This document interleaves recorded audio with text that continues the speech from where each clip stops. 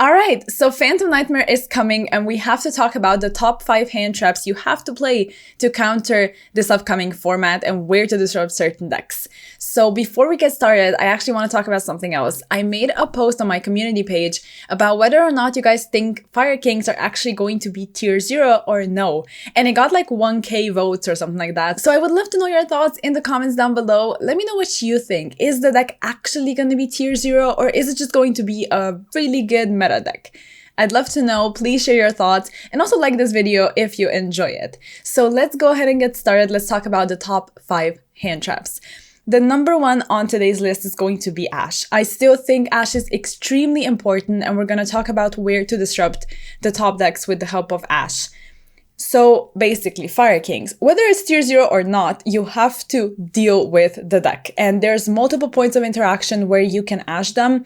And it's kind of weird because if they go for Wanted as their first action, more than likely they don't have an extender because usually you would want to use Wanted as an extender.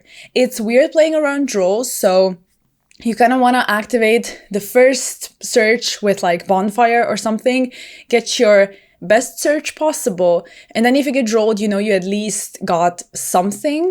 And then you have your follow-up play, which would be Wanted being a quick play spell card.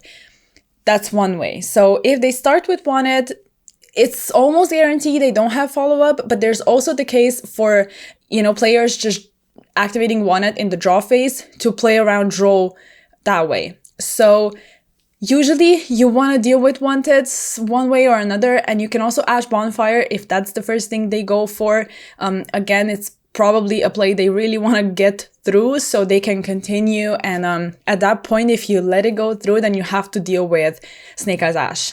It's pretty much mandatory, and we're going to talk about that when we get to some other hand traps. Another point of interaction is Fire King Island.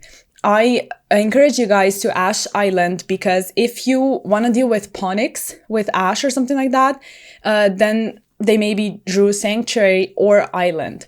So you actually have more chances of them having those cards by ashing the Ponyx as opposed to waiting for the Island and ashing it.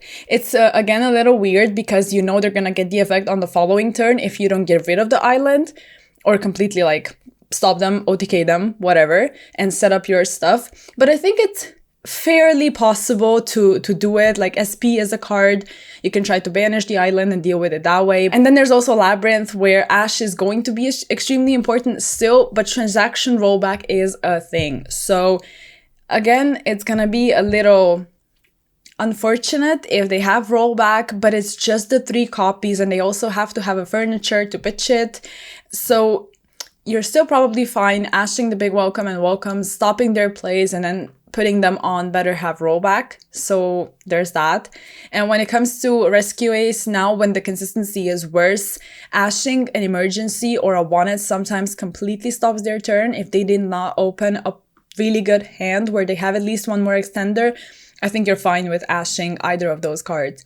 Those would be like the top decks, and then you also have Monodium where you want to deal with their stuff, like Field Spell would be a good point to ash, and also the Voiceless Voice cards, you want to deal with Novox in any way possible almost, but when it comes to Ash, it's better to deal with pre-prep because if you don't, then they're going to be able to chain block later on. And those would be some of the top decks present in the meta. And Ash is also extremely, extremely good against Rogue and anything that you randomly encounter at a tournament. So you're fine in that regard as well if you play Ash. So let's keep it going.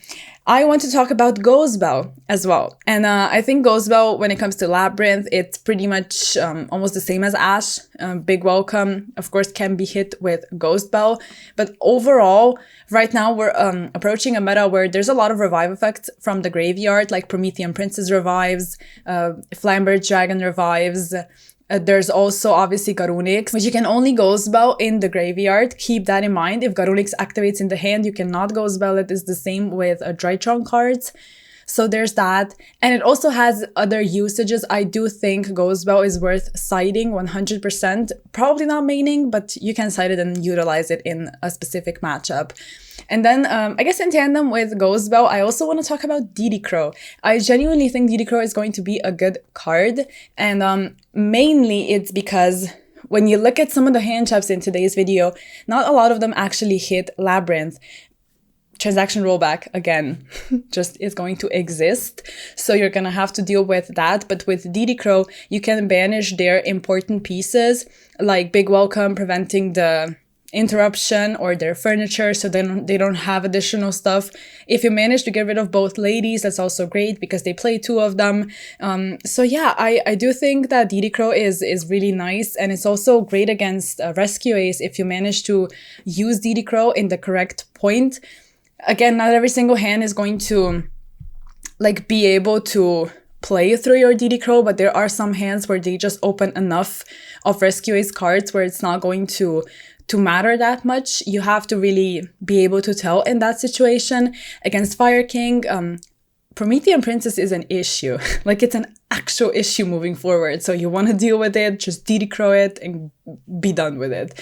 And then there's also like random stuff where you just wanna deal with whatever gets thrown at you, random rogue stuff, and also Manodium and the likes, where you just want to prevent like Astrolaud and stuff. I think DD Crow is very versatile, actually. I probably wouldn't main deck it. I would side it though, if you have the space and if you feel like it's worth it. I do think it is. So there's that when it comes to DD Crow.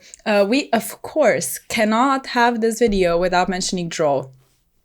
We've been in a draw format for like, I don't know, forever pretty much. So against Fire King, also Rescue Ace, we already talked about it. It's gonna depend on how your opponent tries to play out their turn.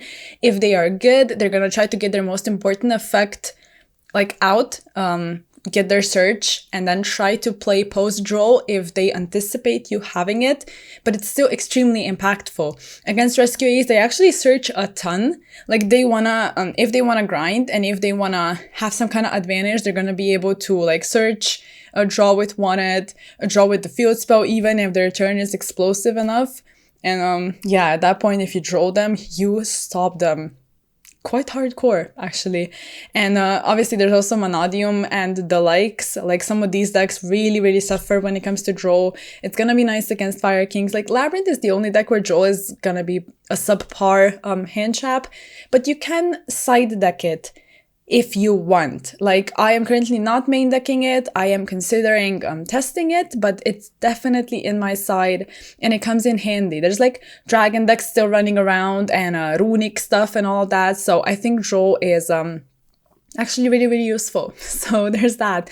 And as for the last cards, I did want to include Targeting Negation. Now, Targeting Negation is the most, I don't know, weird out of all of these. I keep mentioning this word because it is going to be kind of tough and weird to disrupt some of the decks moving forward, because they are extremely powerful and they have a lot of extenders and they have ways of very effectively playing through your Targeting Negation.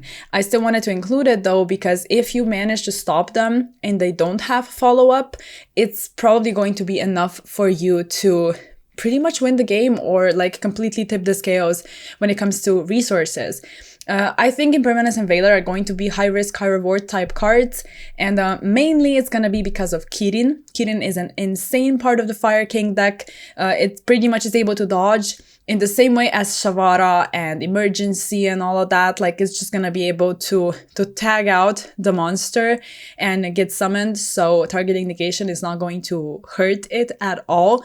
But where you would preferably want to use it is on Snake Eye Ash, because like I said before, if you let that go through, they're gonna start comboing and they get to a lot of other things. So you want to stop it and just hope they don't have Kirin, because if you're waiting to stop their Ponyx, they can still have Kirin. And it's just gonna be like it doesn't really matter. If they have it, they have it. You probably lost that exchange at least.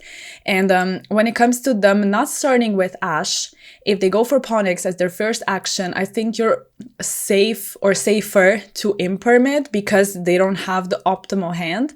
When it comes to Rescue Ace, a good Rescue Ace player is always going to try to put something else up on the field so their Hygiene cannot be negated.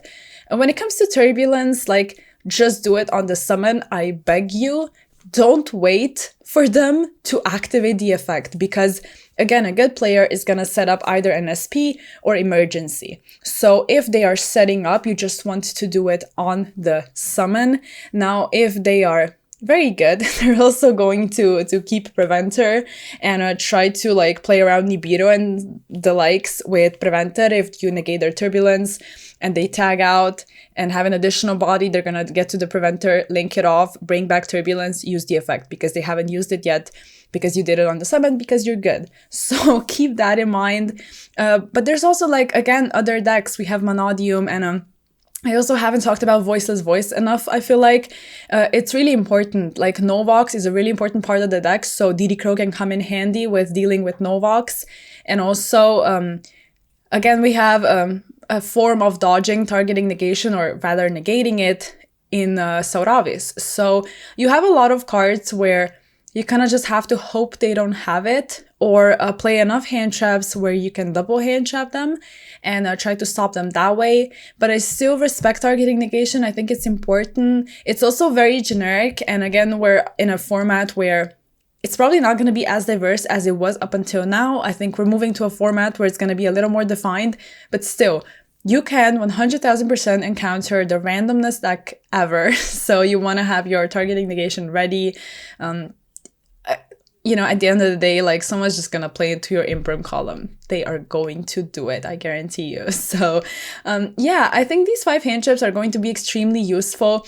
Like, shout out to Nibiru, of course, honorable mention, 100%. It's just a little, like, it's not ideal because Rescue Ace is gonna try to play under 4 summons, or 5 summons, and they're gonna try to tag out with SP and do the entire Preventer play. And also with Fire King, they have Arvata, but the great thing is if they don't start with it, they probably cannot put it on the field.